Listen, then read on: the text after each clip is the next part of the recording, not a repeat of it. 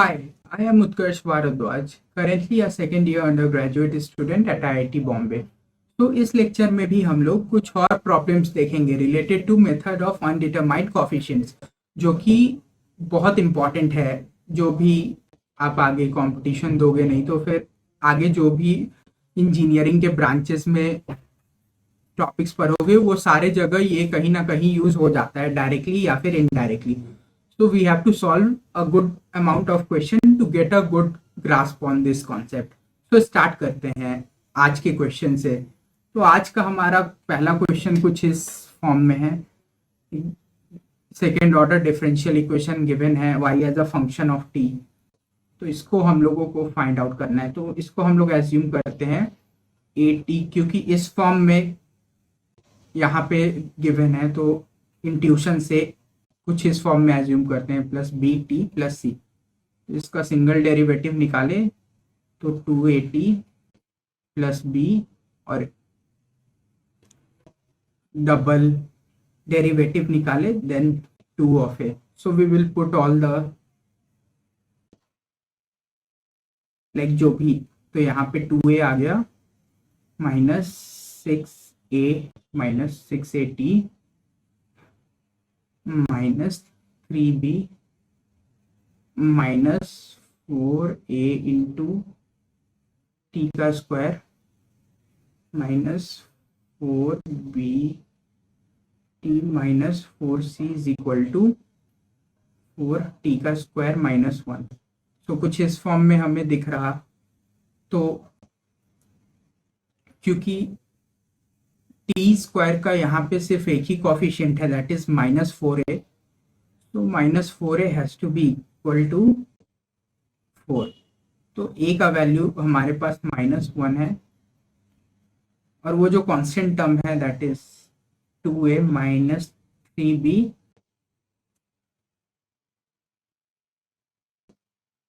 Minus 4c is equal to minus 1। तो कुछ इस तरीके से कांस्टेंट टर्म आ रहा है, एंड t का कॉफिशिएंट हम देख रहे हैं तो वो 0 होगा। तो we have 6a plus 4b is equal to 0, और b comes out as minus 3/2 times से, और b का फाइनली जो 3/2 आएगा। तो पुट करते हैं a और b को इस इक्वेशन में, then minus 2 minus 9/2 minus 4c is equal to minus 1। So 1 plus 9/2 is minus 4c, so 11/2 is equal to minus 4c,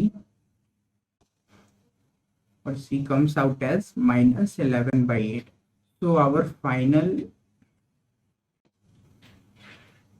a is minus 1, b is 3/2, and c is minus 11/8, and c is minus 11/8.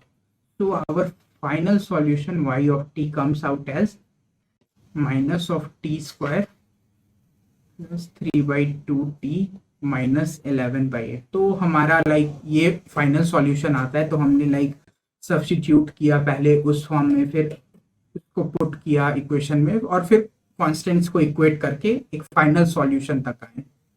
तो देखते हैं next question क्या है।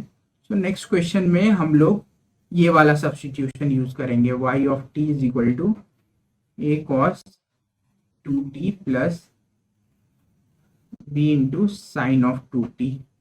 तो यहाँ पे इसका double derivative हम में फाइंड करना है।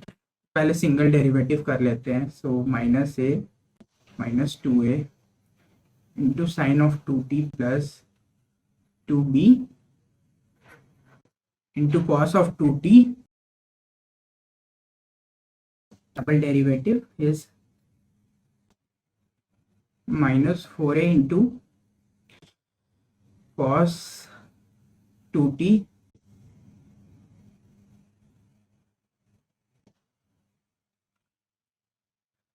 plus, so it become minus because cos after cos 2t derivative it is negative minus 4b into sin of 2t, तो ये आ जाता है, इसको डायरेक्टली पुट करते इक्वेशन में, तो minus 4a into cos of 2t minus 4 into b into sin of 2t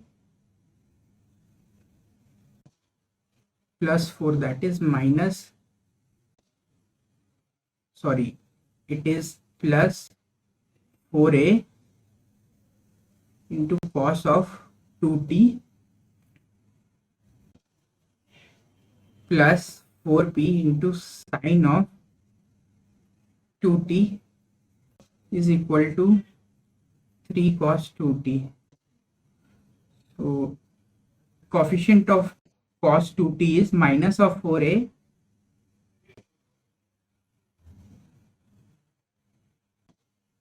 plus 4a.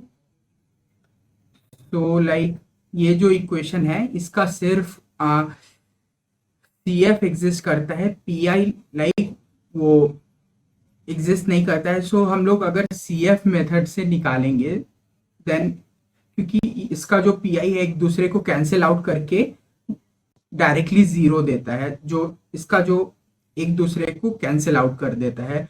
तो अगर CF मेथड से निकालते हैं तो D square plus 2 is equal to D square plus 4 is equal to 0, और उसमें हमारा जो सॉल्यूशन आएगा a cos of 2t plus b into sine of 2t. तो वहां पे ये इस एक पार्टिकुलर केस के लिए b को हम लोग 0 ले लेंगे और a का वैल्यू को 3 पुट कर देंगे, तो इस सॉल्यूशन तक हम आ जाएंगे. So we will come to this solution by putting 3 in place of a and putting 0 in place of b in the complementary function case, and the value of pi, that is particular integral, comes out to be as 0. So that is the only solution. CF part is here. So इस lecture तक हम लोगों ने इतना ही देखा. अब आगे और भी प्रॉब्लम्स देखते हैं, और भी आगे कॉन्सेप्ट्स हैं, कुछ important concepts. So this was for this lecture. Thank you.